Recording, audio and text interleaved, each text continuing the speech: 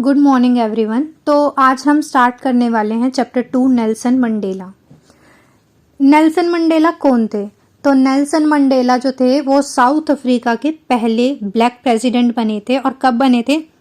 10 मई 1994 को। तो 10 मई 1994 को नेल्सन मंडेला साउथ अफ्रीका के पहले ब्लैक प्रेसिडेंट बन जाते हैं। इनसे पहले 300 से भी ज्यादा सालों तक वाइट्स का रूल चलता था, मतलब इंग्लिश लोगों का रूल चलता था। तो नेल्सन मंडेला की पार्टी का नाम था अफ्रीकन नेशनल कांग्रेस, जो 400 में से 252 सीट मतलब 252 सीट्स अपने नाम करके पहली डेमोक्रेटिक पार्टी बन जाती है पूरे हिस्ट्री में साउथ अफ्रीका की। तो प्रिटोरिया नाम की एक जगह है, उसके यूनियन बिल्डिंग एम्पी थिएटर में इनॉग्रेशन सेरेमनी रखी जाती है, जिसमें 140 से भी ज्यादा कंट्रीज के पॉलिटिशियंस और बाकी सामान्य लोग आए थे।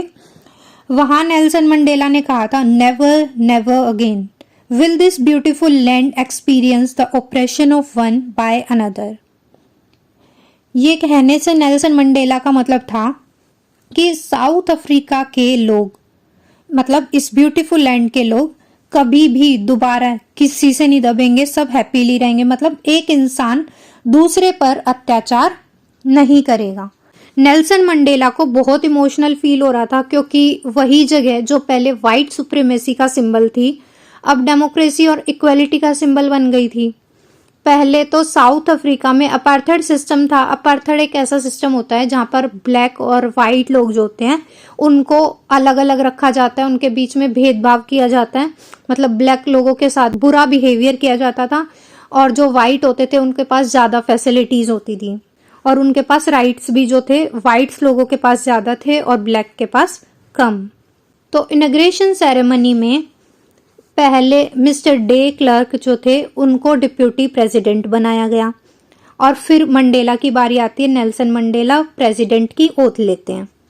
ओथ लेने के बाद नेल्सन मंडेला ने स्पीच भी दी थी। उन्होंने कहा था कि साउथ अफ्रीका ने बहुत दुख और अत्याचार देखे हैं, लेकिन अब एक नई डेमोक्रेटिक गवर्नमेंट बनी है जहां सब लोग इक्वल होंगे, एवरीवन, इवन जिन्होंने अत्याचार किया है और जो सहने वाले हैं उन सबको इन्होंने इक्वल राइट्स दिए थे। ऐसा नहीं था कि वाइट्स ने इन पर अत्याचार किए थे तो इन्होंने उन पर वापस से अत्याचार किए सरकार बनने के बाद, ऐसा नहीं था। इन्होंने जो है वाइट्स को भी इक्वल बेनिफिट्स, इक्वल राइट्स दिए। इन्होंने प्रॉमिस किया कि अब कभी भी किसी पर रेशियल डिस्क्रिमिनेशन नहीं होगा। रेशियल डिस्क्रिमिनेशन मतलब रूप रंग के आधार पर, जैसे रंग के आधार पर जो भेदभाव किया जाता था ब्लैक और व्हाइट के बीच में, वो अब नहीं होगा। मंडेला ने दुनिया भर के लीडर्स को भी थैंक्स बोला था, क्योंकि उन्होंने भी कहीं ना कहीं साउथ अफ्रीका की फ्रीडम स्ट्रगल में सपोर्ट दिया था। सेरेमनी के बाद मिलिट्री एयरक्राफ्ट्स और जेट्स ने स्काई में सैल्यूट दिया। मंडेला को ये देखकर बहुत अजीब और इमोशनल लगा, क्योंकि कुछ साल पहले वही मिलिट्री उन्हें अरेस्ट करती थी और अब वही उन्हें सैल्यूट कर रही थी। इससे पता चलता है कि देश कितना बदल गया है। क्योंकि पहले क्या हुआ था, नेल्सन मंडेला को अपने फ्रीडम उन्होंने एकदम से इतनी इजीली वो नहीं ला पाए, उन्हें कई साल जेल में रहना पड़ा है, तब जाके जो है साउथ अफ्रीका के लोगों को डेमोक्रेसी मिल पाई है। तो एक बहुत बड़ा हाथ नेल्सन मंडेला का रहा है, उन्होंने काफी साल जेल में बिताए हैं। उस दिन 2 नेशनल एंथम गाए गए, एक ओल्ड एंथम जो वाइट लोग गाते थे और एक नया एंथम जो ब्लैक लोगों का था। ये यूनिटी और इक्वालिटी का सिंबल था। मंडेला अपने स्पीच में साउथ अफ्रीका के पास्ट और प्रेजेंट को कंपेयर करते हैं और कहते हैं कि 20th सेंचुरी के शुरुआत में वाइट पीपल ने क्रूअल सिस्टम बनाया था जहाँ पर ब्लैक लोगों को राइट्स नहीं मिलते थे, बट सेंचुरी के एंड तक वो जो सिस्टम था वो ख़त्म हो चुका था और डेमोक्रेसी आ गई थी। मंडेला उन सब फ्रीडम फाइटर्स को याद करते हैं जिन्होंने स्ट्रगल में अपनी जान तक दे दी थी। वो ओलिवर टैम्बो, वॉल्टर सिसिलू और दूसरे लीडर्स का नाम लेते हैं। मंडेला कहते हैं कि उन्हीं लोगों की वजह से फ्रीडम पॉसिबल हुई है। मंडेला करेज के बारे में भी बताते हैं कि उनके अकॉर्डिंग करेज का मतलब फियर का ना होना नहीं है, बल्कि रियल करेज तब होता है जब इंसान डर को हरा देता है, मंडेला ने जेल में भी बहुत सफरिंग्स देखी थी, लेकिन फिर भी उन्होंने होप नहीं छोड़ी। उन्होंने एक बहुत इंपॉर्टेंट बात कही थी, people must learn to hate and if they can learn to hate they can be taught to love. मतलब नफ़रत नेचुरली नहीं होती है, नफ़रत को लोग सीखते हैं, इसी तरीके से लोग प्यार और ह्यूमैनिटी को भी सीख सकते हैं। मंडेला फिर उसके बाद अपनी पर्सनल लाइफ के बारे में कुछ बातें शेयर करते हैं। वो कहते हैं कि हर इंसान की 2 रिस्पॉन्सिबिलिटीज़ होती हैं, एक अपनी फैमिली के लिए और दूसरी अपने कंट्री और सोसाइटी के लिए। लेकिन साउथ अफ्रीका जैसी कंट्री में ब्लैक लोग जो थे वे दोनों रिस्पॉन्सिबिलिटीज़ प्रॉपरली फुलफ़िल नहीं कर पाते थे, क्योंकि उन्हें फ्रीडम ही नहीं थी। बचपन में तो मंडेला को लगता था कि वो फ्री हैं, वो फील्ड्स में घूमते थे, नदी में स्विम करते थे और अपनी लाइफ खूब एंजॉय करते थे।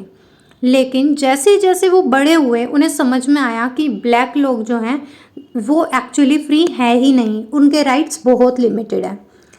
पहले मंडेला सिर्फ अपनी फ्रीडम चाहते थे, जैसे पढ़ाई करना, कभी भी जाना और नॉर्मल लाइफ जीना। लेकिन बाद में उन्हें समझ में आया कि उनके साथ साथ जो भी उनके जैसे जो लोग हैं ब्लैक स्किन वाले, वो सारे लोगों की भी लाइफ कैसी है, एक स्लेव की तरह है। वे सभी लोग जितने भी ब्लैक पीपल हुआ करते थे वे स्लेव लाइफ जी रहे थे। इसी वजह से उन्होंने अफ्रीकन नेशनल कांग्रेस ज्वाइन की और फ्रीडम मूवमेंट का हिस्सा बन गए।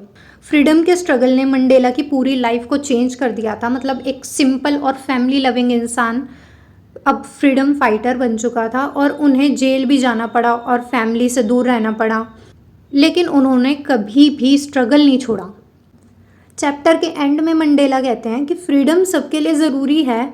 अगर एक इंसान दूसरे की फ्रीडम छीन लेता है तो वो खुद भी हेट्रेड और प्रेजुडिस का प्रिजनर बन जाता है। इसलिए ओप्रेसर और ओप्रेस्ड दोनों को फ्रीडम की ज़रूरत होती है।